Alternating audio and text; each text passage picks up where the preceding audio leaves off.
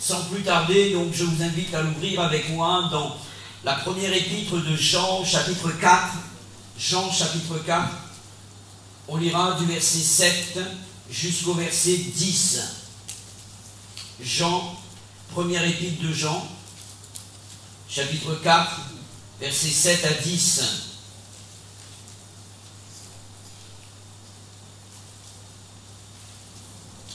Voici ce que dit l'auteur, inspiré par le Saint-Esprit, bien sûr. Bien-aimés, aimons-nous les uns les autres, car l'amour est de Dieu, et quiconque aime est né de Dieu et connaît Dieu. Celui qui n'aime pas n'a pas connu Dieu, car Dieu est amour. L'amour de Dieu a été manifesté envers nous en ce que Dieu a envoyé son Fils unique dans le monde, afin que nous vivions par lui. Et cet amour consiste non point en ce que nous avons aimé Dieu, mais en ce qu'il nous a aimés, et il a envoyé son Fils comme victime expiatoire pour nos péchés. Amen. Nous sommes le jour de la Saint-Valentin, donc tous les 14 février, nombreux sont ceux qui attendent ce jour pour célébrer leur couple en déclarant ou bien en rappelant l'amour de l'un vis-à-vis de l'autre. Mais d'où nous vient cette tradition? L'histoire déclare que Valentin était un Romain qui vivait au IIIe siècle sous l'empereur Claude II, surnommé Claude le Cruel. Pourquoi? Je vais vous donner l'explication. Ayant beaucoup de mal à recruter des soldats, l'empereur va conclure que, en fait, les foyers, c'est-à-dire les épouses, les enfants de ces soldats, sont justement l'auteur de ce problème. Alors, il va interdire le mariage. Il va interdire le mariage pour pouvoir avoir des soldats sous ses ordres, et il décide alors de réagir de cette manière. Mais un curé, malgré donc l'ordre de l'empereur, va continuer à célébrer le mariage.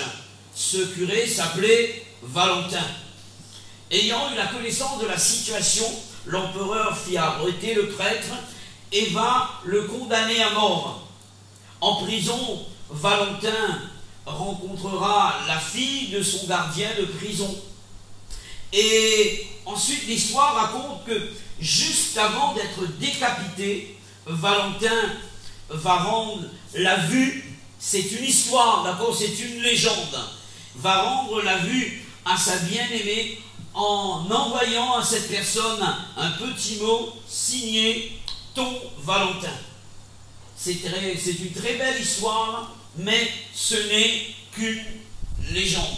Il y a des amours qu'on peut appeler amour de conte de fées, d'accord? C'est un amour de rêve.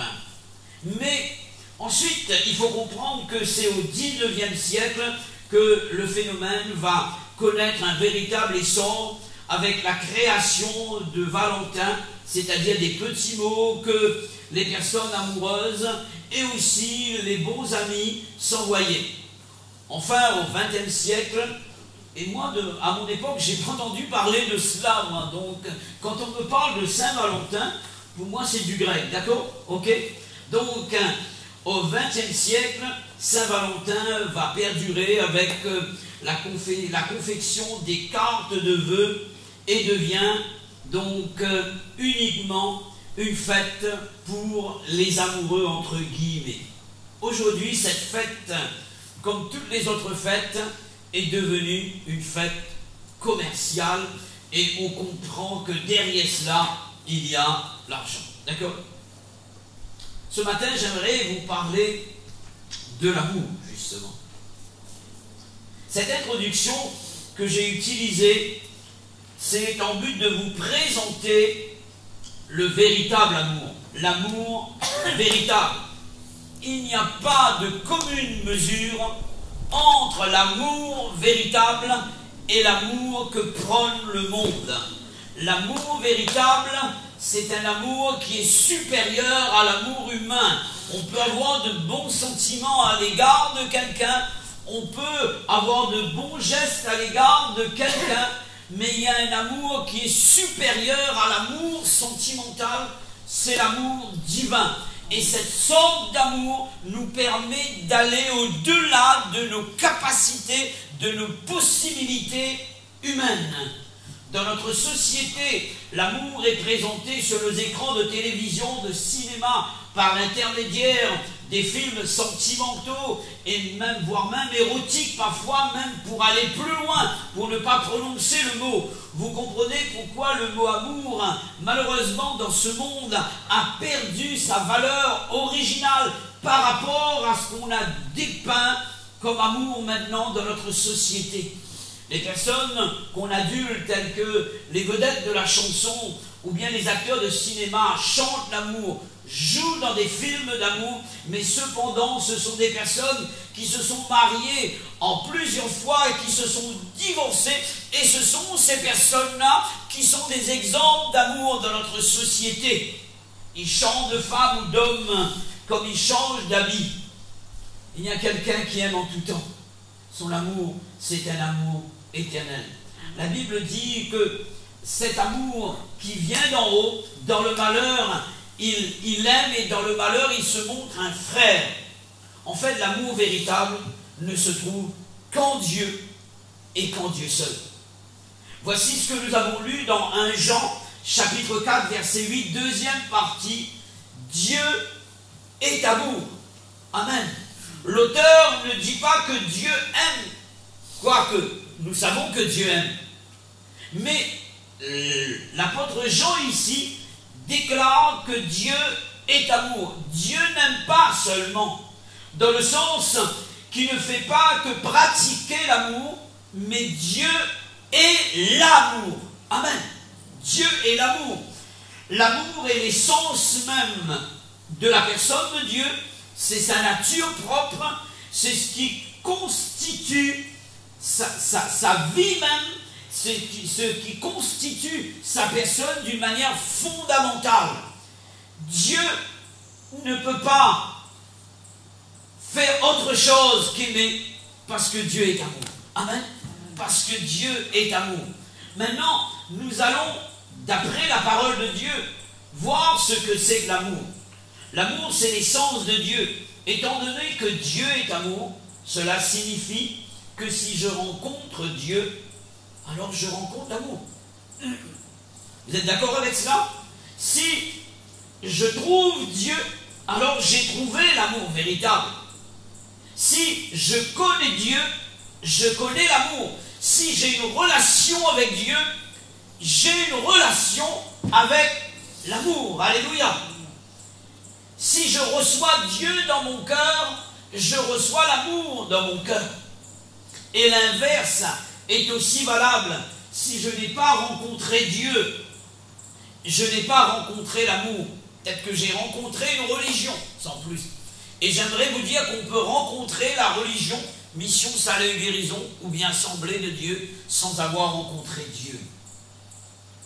Je vais parler du fruit de la rencontre avec Dieu.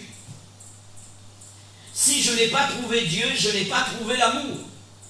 Si je ne connais pas Dieu, alors je ne peux pas connaître l'amour. Non seulement que l'amour est Dieu, dira l'apôtre Jean, mais dans le verset 7, il va dire dans le même texte et le même chapitre, le chapitre 4, dans le verset 8, il dira que Dieu est amour, mais dans le verset 7 du même chapitre, il dira l'amour est de Dieu. L'amour est de Dieu. Le verbe être peut être remplacé par le verbe venir ou bien provenir. L'amour vient de Dieu. Quoi de plus logique que l'amour ne peut venir que de Dieu, étant donné que Dieu est amour. À partir de ces vérités sur Dieu, à savoir que Dieu est amour et que l'amour vient de Dieu, tu dois savoir maintenant si tu connais l'amour. Si tu connais l'amour, si tu l'as rencontré, si tu l'as trouvé, et du même coup, si tu l'as reçu. Donc, si tu l'as reçu, tu possèdes l'amour. Car un homme ne peut donner que ce qu'il a reçu. Si je n'ai pas l'amour en moi, je ne peux pas aimer, c'est impossible. Parfois, donc, on se demande, mais comment ça se fait que quelqu'un peut agir avec violence, avec haine, avec méchanceté et détruire son semblable, sans aucune gêne, sans aucune retenue, sans aucune conscience qui réagit. Si cette personne n'a jamais reçu l'amour, alors comment peut-elle communiquer l'amour? On ne peut donner que ce qu'on a reçu. Alléluia. Maintenant, nous allons considérer un deuxième point. Comment l'amour de Dieu peut-il nous être accessible? Étant donné que nous ne pouvons pas voir Dieu, Dieu est amour, ni être en contact avec lui à cause de nos péchés, nous dit la Bible. Et voici ce que l'apôtre Jean va donner comme réponse. On reprend le texte, si vous voulez bien, 1 Jean, chapitre 4, versets 9 à 10. L'amour de Dieu a été manifesté envers nous en ce que Dieu a envoyé son Fils unique dans le monde afin que nous vivions par lui. Et cet amour consiste non point en ce que nous avons aimé Dieu, mais en ce qu'il nous a aimés et a envoyé son Fils comme victime expiatoire pour nos péchés. Voici la réponse à cette question. Comment l'amour de Dieu peut-il nous être accessible, étant donné que nous pouvons voir Dieu, étant donné que le péché nous sépare de la communion de Dieu, de la relation avec Dieu? Le texte ici répond à cette question. Dieu a manifesté son amour par l'envoi de son Fils unique, qui est Jésus. D'où le verset que nous connaissons par cœur, que les enfants connaissent également, Jean 3,16. Car Dieu a tant aimé le monde qu'il a donné son Fils unique, afin que quiconque croit en lui ne périsse point, mais qu'il ait la vie éternelle. Dieu, dans son immense amour, ne veut pas détruire l'homme. Donc je disais que c'est impossible de faire du mal aux gens lorsqu'on aime. C'est impossible. C'est impossible. Si tu vois que tu fais le mal aux gens et que la conscience ne réagit pas, tu dois te poser la question suivante. Est-ce que cet amour qui est de Dieu et cet amour qui est Dieu, est-ce que cet amour est en moi? Cet amour est en moi. Le verbe manifester signifie étymologiquement révéler, découvrir, rendre présente, évidente la personne ou bien la chose. Faire connaître en lui donnant une apparence visible. Et je peux dire que Dieu a manifesté son amour en donnant à l'amour une apparence visible et physique. Il est question de Jésus qui se fait homme et qui vient sur cette terre. L'amour s'est personnifié. Jésus est l'amour. Amen. Et si j'ai un contact avec Jésus, alors j'ai un contact avec l'amour. Si je reçois Jésus, je reçois l'amour. Je reçois Dieu, puisque Jésus est Dieu. Et Dieu s'est manifesté en la personne de Jésus. Étant donné que l'amour de Dieu nous est révélé par Jésus, le connaître, c'est connaître Dieu. Et de ce fait, nous connaissons l'amour de Dieu. Voici ce que Jésus dira dans l'évangile de Jean. On appelait Jean l'apôtre de l'amour. Et tout l'enseignement de Jean est fondé sur l'amour. Et par exemple, dans le chapitre 1er de l'évangile de Jean, verset 18, voici ce que Jésus va dire. Personne n'a jamais vu Dieu. Dieu, le Fils unique, qui est dans le sein du Père, est celui qui l'a fait connaître. Et dans Matthieu 11, deuxième partie du verset 27, Jésus dira, personne ne connaît le Fils, il parle de lui, si ce n'est le Père. Et personne non plus ne connaît le Père, il parle de Dieu son Père, si ce n'est le Fils, il parle de lui. Et il dira, celui à qui le Fils veut le révéler. Amen. Dieu se révèle à nous par Jésus. Et Jésus nous révèle le Père et l'amour du Père. Amen. C'est ce que la Bible déclare ici. Nous allons un peu plus loin dans notre approche de Dieu. Cette fois-ci est en face de cette autre vérité, à savoir que Jésus nous révèle le Père et le véritable amour de Dieu nous est révélé par Jésus également, cet amour qui vient du Père. Tu dois savoir maintenant, encore une fois, si tu connais l'amour, si tu l'as rencontré, si tu l'as reçu, si tu le possèdes. La bonne question que tu dois te poser est celle-ci. Est-ce que je connais Jésus? Parce que je l'ai rencontré. Sinon, tu ne connais pas l'amour et tu ne sais pas aimer. Veux-tu connaître l'amour? Veux-tu savoir aimer? Alors tu dois avoir un contact avec le Christ. Peut-être que quelqu'un au milieu de nous fréquente nos églises, mais n'a jamais rencontré Jésus, le véritable amour, n'a jamais rencontré Dieu. C'est impossible à vous d'aimer. C'est impossible à vous d'aimer. Et celui qui n'aime pas n'a pas connu Dieu. Et celui qui n'a pas connu Dieu, un jour ne sera pas connu de Dieu là-haut, dans le ciel. Quoique Dieu nous connaît. Mais je veux dire qu'il n'y aura pas de ciel pour nous.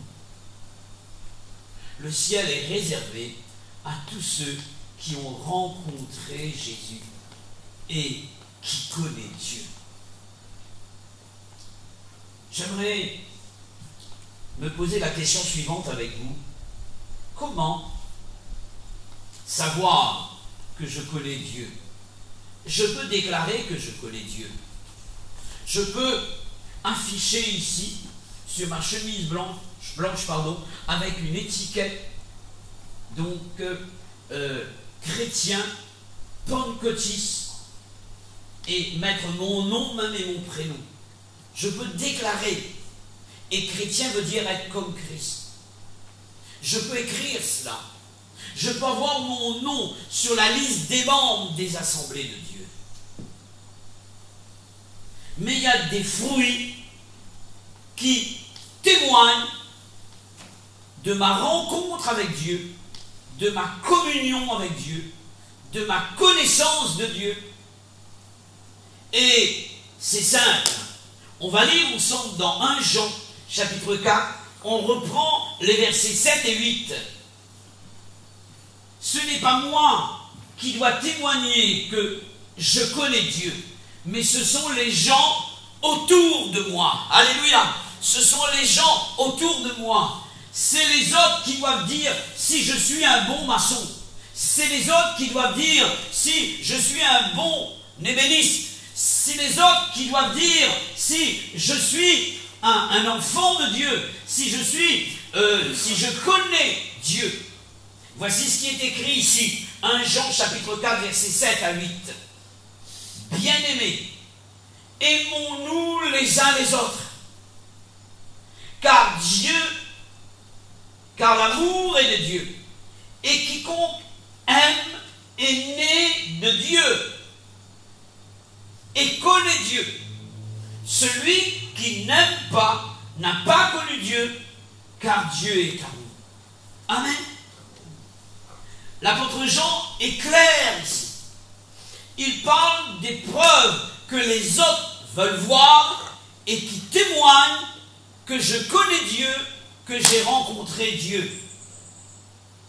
Si nous nous aimons les uns les autres, nous avons là une preuve certaine une des preuves, parce qu'il y a plusieurs preuves dans la Bible, et Jean parle également. Et une des preuves qui témoigne de notre connaissance de Dieu, que nous sommes nés de Dieu, c'est-à-dire que nous devons nous aimer les uns les autres. J'aime bien cette expression, les uns les autres. Il y a de ceux qui aiment les uns et qui n'aiment pas les autres. Ça veut dire qu'on on sépare des personnes. Ça, c'est une personne que j'aime l'un et je n'aime pas l'autre. Et ici, il est dit que nous devons nous aimer les uns les autres. Alléluia. Les uns, ça peut vouloir dire, des personnes qui nous aiment. Des personnes qui nous aiment. Alors on fait un choix. Cette personne m'aime, alors je l'aime. Cette personne ne m'aime pas, donc ce sont les autres. Alors je ne peux pas les aimer. Voici la différence entre l'amour de Dieu et l'amour humain. Car Jésus dit ceci, et on va lire ensemble si vous voulez bien, dans Matthieu chapitre 5, versets 43 à 48, concernant son amour. Matthieu chapitre 5, versets 43 à 48.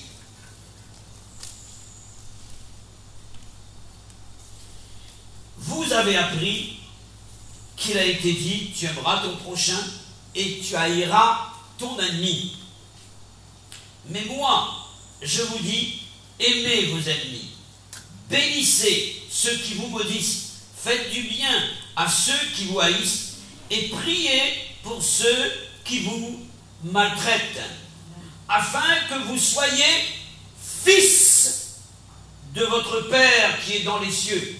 Si cette preuve n'est pas là, cela veut dire que vous n'êtes pas fils du Père qui est dans les cieux. Vous suivez là?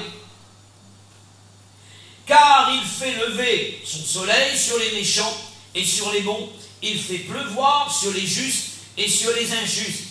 Si vous aimez ceux qui vous aiment, quelle récompense méritez-vous? Les publicains, c'est-à-dire ceux qui ne connaissent point Dieu, n'agissent-ils pas de même? Quelle est la différence? Et le chrétien doit marquer la différence s'il a rencontré Jésus. Et si vous saluez seulement vos frères, que faites-vous d'extraordinaire? Les païens aussi n'agissent-ils pas de même? Soyez donc parfaits comme votre Père céleste est parfait. Amen. Il y a de ceux qui vont faire une différence entre les personnes qu'ils doivent aimer. Et souvent on aime les personnes aimables. Dieu nous dit, même si la personne n'est pas aimable, aime-la quand même. Plus que tu vas l'aimer, plus qu'elle va devenir aimable. Amen. Déjà le fait que tu l'aimes, la personne est aimable plus que tu l'aimes.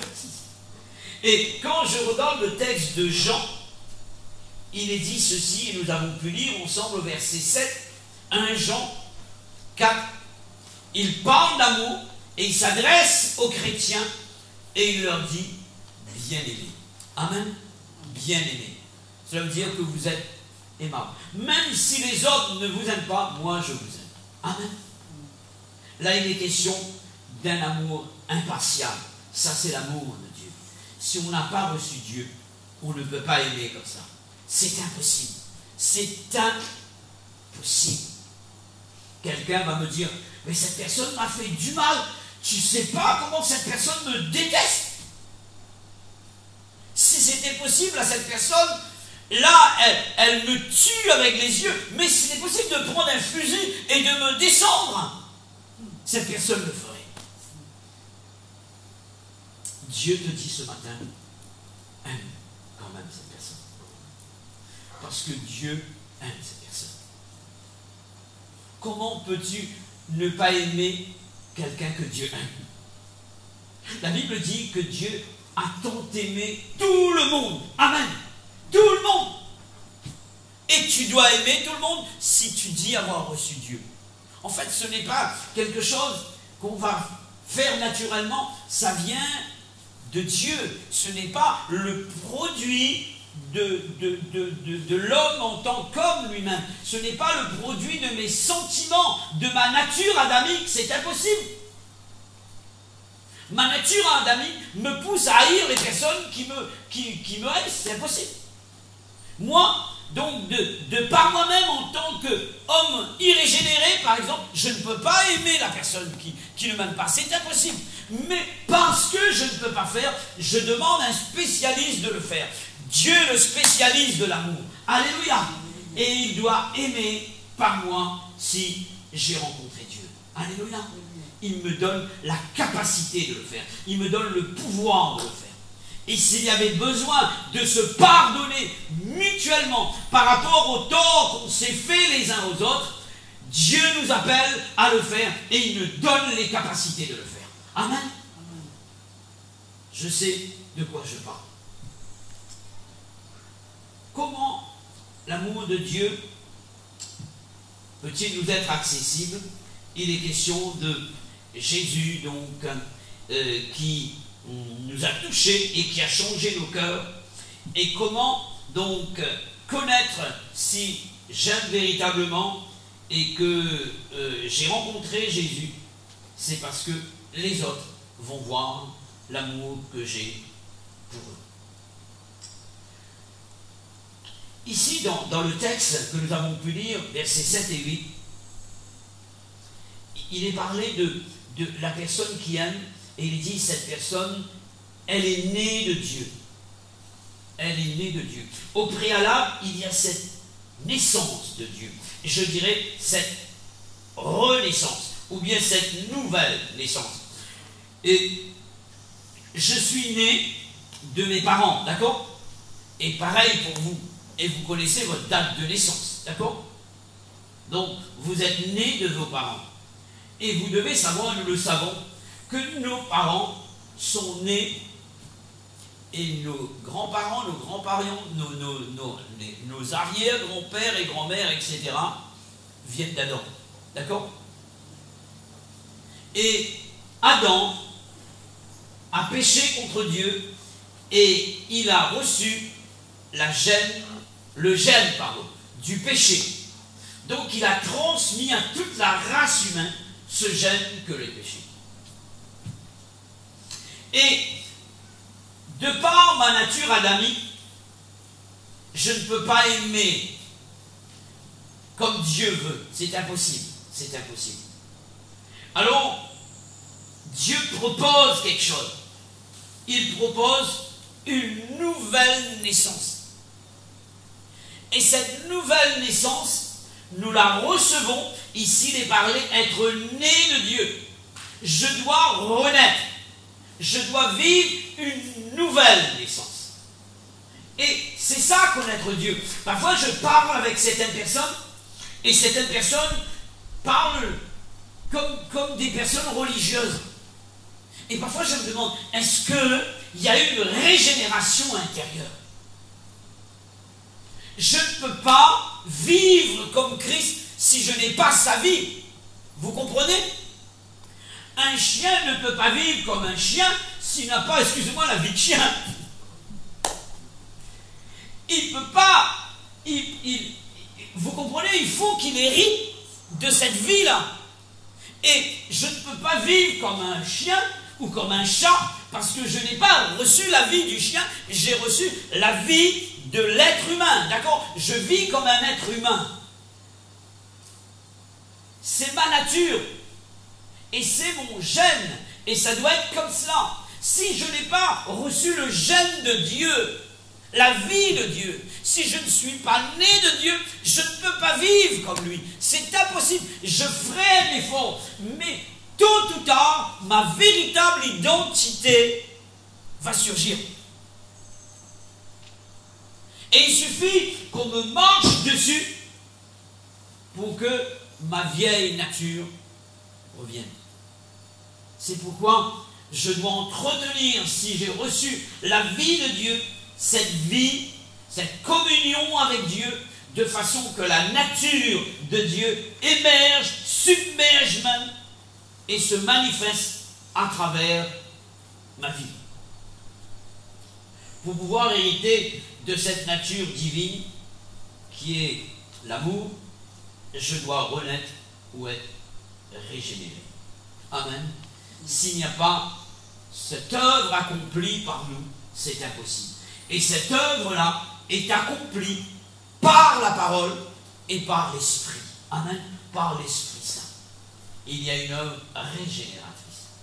Si quelqu'un ne naît pas de nouveau, il ne peut voir le royaume de Dieu. Et il ne connaît pas Dieu, donc il ne connaît pas l'amour. C'est impossible. Je continue et j'arrive presque à ma conclusion. C'est aussi par cette pratique de l'amour que les autres verront Dieu à travers nous et se tourneront vers lui.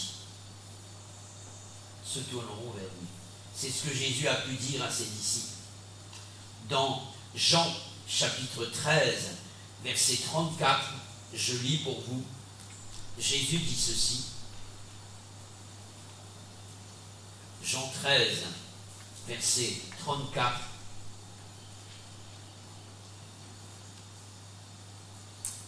Je vous donne un commandement nouveau. Aimez-vous les uns les autres comme je vous ai aimé. Et vous aussi, aimez-vous les uns les autres. À ceci, verset 35, tous connaîtront que vous êtes mes disciples si vous avez l'amour les uns pour les autres. L'amour les uns pour les autres. Et Jésus parle d'un commandement nouveau. Quelqu'un me dira, mais dans l'Ancien Testament, on a toujours parlé d'amour. Il dit, tu dois aimer Dieu de tout ton cœur, etc. et ton prochain comme toi-même. Mais le commandement ancien, c'était, tu dois aimer ton prochain comme toi-même. Jésus va plus loin dans l'amour ici. C'est pourquoi il parle d'un commandement nouveau. Il dit, aimez-vous les uns les autres comme moi, je vous ai aimé. Non pas comme aime ton prochain comme toi-même. Mon amour peut être faux, même vis-à-vis de moi. Même si je m'aime, je ne m'aime pas d'un amour parfait comme Dieu. C'est pourquoi Jésus ira plus loin et dira, c'est un commandement nouveau. Aimez-vous les uns les autres comme moi. Il est question de la dimension d'amour à la hauteur de Dieu. Alléluia. Non pas à la hauteur de l'homme. Non pas tu dois aimer ton prochain comme toi-même, mais tu dois aimer les uns les autres. Comme moi, je vous ai aimé. Et à ceci, tous connaîtront que vous êtes mes disciples. Je parlais des personnes qui bougent beaucoup. Il faut bouger, mes frères et sœurs, dans l'œuvre de Dieu. Il faut agir, il faut parler de Dieu, il faut témoigner, il faut organiser. Mais si j'organise sans Dieu, je bouge sans Dieu, il n'y aura pas de résultat. Vous êtes d'accord avec cela? Il vaut mieux ne pas bouger si tu bouges sans Dieu. Et beaucoup veulent à tout prix bouger, aller dans les rues, dans cette période Covid, pour bouger, le plaisir de bouger. Parfois, Dieu permet ces situations où nous n'allons plus pouvoir bouger justement et parler dans les rues comme on avait l'habitude de faire. D'après vous, pourquoi? Pour nous amener à manifester l'amour sans parler, à vivre l'évangile sans parler, que notre vie soit une école enseignant les autres, sans parler ma vie doit enseigner les autres. C'est ce que la Bible dit ici. À ceci, non pas parce que tu vas parler d'amour, mais parce que tu vas vivre l'amour. C'est à ceci que tous connaîtront que vous êtes mes disciples. Dans la prière sacerdotale, Jésus va, dans Jean chapitre 17, Jésus va dire à ses disciples de parler, d'aller annoncer la parole je lis pour vous très rapidement, au verset 20, il dira ceci, parlant de la propagation de la parole. Ce n'est pas pour eux seulement que je prie, mais encore pour tous ceux qui croiront en moi par leur parole. Jésus parle de ceux qui croient parce que nous allons témoigner de lui, nous allons parler de lui, nous allons évangéliser. Mais juste après, dans le verset 21, il dira, afin que tout soit un, comme toi, Père, tu es un en moi, et comme je suis en toi, afin qu'eux aussi soient un en nous, pour que le monde croie que tu m'as envoyé. Il y a la partie de l'évangélisation par la parole, mais il y a la partie de l'évangélisation sans la parole par rapport à la vie de Dieu, à son amour qui est manifesté à travers nos vies. Amen. L'apôtre Jean dira, personne n'a jamais vu Dieu. Mais il dira, si nous nous aimons les uns les autres, les personnes verront Dieu, croiront et seront sauvées. Amen. Mes frères et sœurs, Dieu nous appelle à pratiquer l'amour, non pas seulement à parler d'amour. Le monde parle d'amour. Et c'est facile de parler d'amour. C'est facile de déclarer son amour. Mais l'amour véritable, on le vit lorsqu'on a reçu le véritable amour. Son nom, c'est Jésus. On peut le manifester, cet amour, si on vit une relation avec l'amour d'une manière quotidienne. En tout cas, aimons Dieu, approchons-nous de lui, laissons Dieu nous transformer pour ceux qui n'ont pas reçu. C'est le moment de recevoir Jésus. Et ensuite, laissons cette vie se manifester à travers nous, de façon que les autres voient Jésus et soient sauvés. Amen. Amen. Que Dieu vous bénisse. Aimez-vous les uns les autres comme Dieu vous a aimés. Recueillons-nous un moment et prions le Seigneur. Seigneur, merci d'avoir parlé ce matin. Merci de t'être révélé à chacun d'entre nous. Merci de ce que nous voulons vivre, le véritable amour. Et l'amour véritable est une personne. C'est la personne de Dieu.